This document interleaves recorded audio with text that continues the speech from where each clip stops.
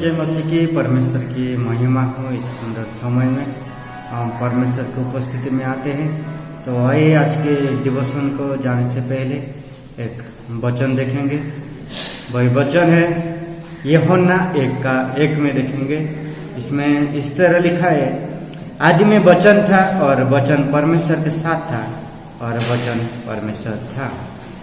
तो बहुत अच्छा लिखा है कि इस टॉपिक का नाम है कि द वर्ड ऑफ गॉड, मतलब परमेश्वर का वचन जो परमेश्वर ने अपने मुख से बोला है ना।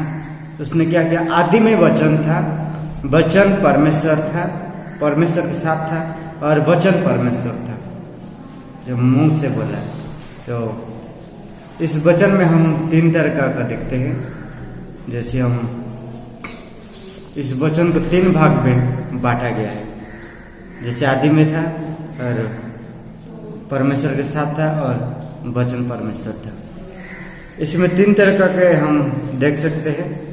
जैसे कि एक का एक देखा कि वो जीवित वचन है। जैसे यूहन्ना 1 में देखा कि परमेश्वर जीवित वचन है, वो जीवन है, उसमें जीवन है। यदि हम उस तरह जाएंगे तो हमें क्या मिलता है कि हमें जीवन मिलता है। परमेश्वर ही जीवन दे सकता है। यदि यूहन्ना के 11 अध्याय में देखते हैं तो यीशु मसीह ने उस गांव में जाता है, जो उसका दोस्त रहता है, वो बहुत प्यार करता था लाजरस को। लेकिन यीशु मसीह जब गया तो क्या हुआ कि उसके भाई मरियम व 2 बहन थे, मरियम और मार्था थे। लेकिन मार्था उसके पास गया और क्या बोलता है, यदि प्रभु तुम मेरे भाई के साथ रहते तो मेरा भाई नहीं मरता, क्योंकि तुम जीवन देने वाले हो। लेकिन यीशु मसीह जानता था कि उस महिमा के द्वारा कई सारे लोग विश्वास करेंगे। तो वो जीवन दिया कि उसमें आकर जीवन दिया कि, और एक 12 साल की लड़की वो मर गई थी, लेकिन क्या किया, यीशु मसीह ने उसके पास गया और उसको जीवन दिया। और एक विधवा की बेटा को भी वो मर गया था, लेकिन वो यीशु मसीह गया और उसको जीवन दिया, क्योंकि यीशु मसीह जीवन देने वाला परमेश्वर है। क्योंकि परमेश्वर का वचन जीवित वचन है ना। Jesus in the living word of God. परमेश्वर हमें क्या करता है, जीवन देता है। लेकिन वो जीवन से हमें एक्सपेक्ट करना है। हम पहले मर गए थे, लेकिन हम पाप में फंसे हुए थे, उसके दलदला में फंसे हुए थे। तो एक वचन पढ़ते हैं कि भजन संहिता उसका 40 उसका 2 पंक्ति पढ़ेंगे। उसमें बहुत अच्छा लिखा है। इसमें लिखा है, उसने मुझे सत्यानाश गड्ढे और दलदल की कीच में से उबारा और मुझको चट्टान पर खड़ा करके मेरे पैर को दूर किया। मतलब हम पाप में गिरे हुए थे, पाप में झगड़े हुए थे, सत्यानाश के गड्ढे, मतलब वो नर्क के गड्ढे में हम जाने वाले थे। हम दलदल के बीच में हम फंसे हुए थे, वो पाप के जंजीरों में फंसे हुए थे। लेकिन क्या किया, वो सत्यानाश के गड्ढे से हमें क्या किया, यीशु मसीह ने उस सत्यानाश के गड्ढे से हमें उठा के चट्टान में वह जीवन में लाया, हमें जीवन दिया ना। परमेश्वर हमें वो जीवन दिया, इसलिए परमेश्वर जीवित है।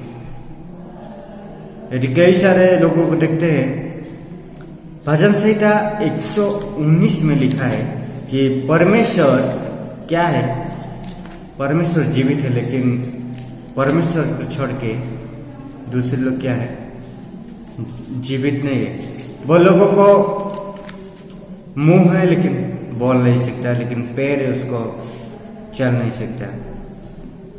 एक मूर्ति के बारे में लिखा है, इसमें लिखा है 115 का 4 में पढ़ते हैं, उन लोगों की मूर्ति सोने के चांदी की तो है, वे मनुष्य के हाथ भी बने हुए हैं। एक मूर्ति के बारे में बोला हुआ है कि जो मनुष्य बनाता है वो सोने का चांदी की भी बनाता है। एग्जाम्पल के लिए हम नबूकदनेस्सर का मूर्ति को हम बोल सकते हैं, उसमें से बनाया, लेकिन कई सारे लोगों को कहा कि उसको झुको, नहीं झुकोगे तो क्या होगा, तुम्हें वो आग के झील में डाला जाएगा। शद्रक मेशक अबेदनगो को बोला कि तुम्हें आग के झील में डाला जाएगा, लेकिन वो मूर्ति को प्रणाम के लिए, वो लोग जानते थे उसका जीवन नहीं है। इसमें 5 पंक्ति में लिखा है, उनके मुंह तो रहता है परंतु वे बोल नहीं सकते, उनके आंख तो रहते हैं परंतु वे देख नहीं सकते। उस मूर्ति का तो मुंह तो था, लेकिन क्या हुआ, बोल नहीं सकता था। उसका पैर तो था लेकिन चल नहीं सकता था, उसका आंख तो था लेकिन वो देख नहीं सकता। वो लोग जानते थे, लेकिन आखिर में क्या हुआ, उसको आग के गड्ढे में डाला गया, लेकिन क्या हुआ, परमेश्वर जीवित है, परमेश्वर जीवन देने वाला है। आग के झील में से भी परमेश्वर उनको निकाला, ये परमेश्वर जीवित है। और दूसरा है कि परमेश्वर की इंग्लिश में ऐसा है कि Bible written word of God, परमेश्वर लिखित वचन है, परमेश्वर के द्वारा क्या हुआ बोला हुआ है। यदि 2 तिमोथी 3:16 में देखते हैं कि वो लिखा हुआ वचन है, पवित्र आत्मा के द्वारा जो वचन लिखा हुआ है वही वचन हमारे बीच में आया। इब्रानियों का यदि 1:2 में देखते हैं तो यीशु मसीह ने पहले क्या होता था, परमेश्वर के द्वारा कई सारे दासों लोगों को बोलता था, भविष्य वक्ता लोगों को बोलता था, आखिरी दिन में यीशु मसीह के द्वारा बोला। लेकिन रिटेन वचन जो कि हमें बाइबल दिया गया, वही बाइबल में ही मैं लिखित वचन है, वही वचन जो कि आदि में था, वही वचन हमारे द्वारा प्रकट किया, जिसको ग्रीक में ग्राफे बोलते हैं, जिसको लिखित वचन बोलते हैं। और तीसरा है कि स्पोकन वर्ड, जो कि यीशु मसीह के द्वारा बोला गया रेमा बोलते हैं ग्रीक में, जिसको मत्ती 4:4 जिस परमेश्वर खुद बोलता है,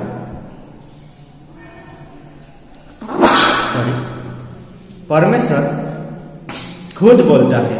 जैसे कि यीशु मसीह को शैतान ने उसके पास परीक्षा के लिए आया था, मत्ती 4:4, लूका 4:4 देख, लेकिन खुद अपने मुंह से यीशु मसीह ने शैतान को धमक दिया।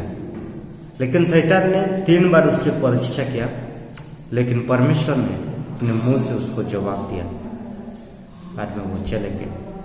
क्योंकि परमेश्वर जीवित वचन है, उसका वचन एक जीवन रूप से आता है, एक सामर्थ्य रूप से आता है। वही वचन जब हम ग्रहण करते हैं तो हम प्रफुल्ल हो जाते हैं, हम बढ़ जाते हैं, हमारा शरीर स्ट्रांग हो जाता है आत्मिक रूप में। इसलिए परमेश्वर का वचन जीवित है।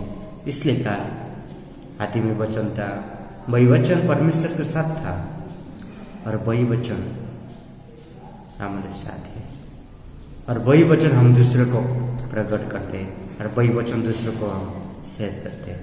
प्रभु इस वचन के द्वारा हम सबको आशीष दे। आमीन। सबको जय मसीह।